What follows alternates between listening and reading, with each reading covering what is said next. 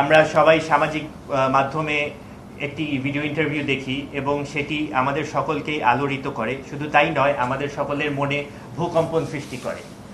সেখান থেকে জিনিসগুলো দেখার পরে আমরা ইমিডিয়েটলি ক্রিকেট বোর্ড থেকে আমরা একটি 3 সদস্যের ইনকোয়ারি কমিটি গঠন করে দিয়েছি, যার নামও আপনারা গতকালকে পেয়ে গিয়েছেন।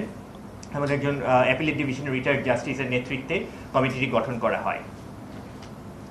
কমিটি কমপ্লিটলি ইন্ডিপেন্ডেন্টলি কাজ করবেন এবং বলা হয়েছে যেভাবে প্রিভিয়াসলি যে নেক্সট 15 ওয়ার্কিং ডেজের মধ্যে ওনারা ওনাদের রিপোর্ট এবং রিকমেন্ডেশন সাবমিট করবেন। ওইটার একটি কপিও তারা বিসিবিতে সাবমিট করবেন এবং এনএসসিতেও একটি কপি জমা দিবেন।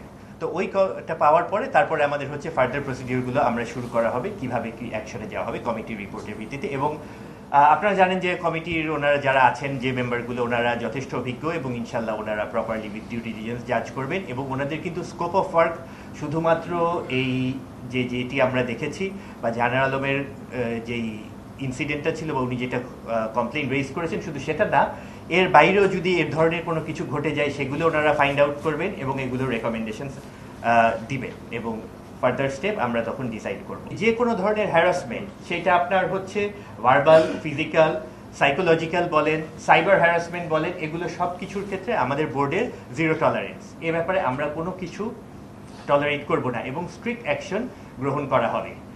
আর আরেকটা জিনিস হচ্ছে, এই ঘটনাটাই আমরা শুনেছি যে 2021-22-এর সময়, সেই সময় আমরা ছিলাম না, আমরা জানিও না, কিন্তু আজকে আমরা আছি, তাই বলে আমরা দায় এড়াতে পারবো না। সো আমরা আমাদের উইথ ফুল এফোর্ট আমরা এটাকে প্রায়োরিটি দিয়ে দেখছি। এটা আমাদের প্রেস ব্রিফিং, আমাদের মিডিয়া রিলিজেও বলা হয়েছে, এখন কমিটির মতো কাজ করবে।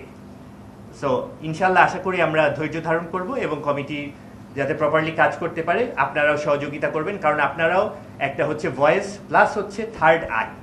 আপনাদের মাধ্যমে অনেক কিছু মানুষ জানবে, জিনিসগুলো সামনে চলে আসবে।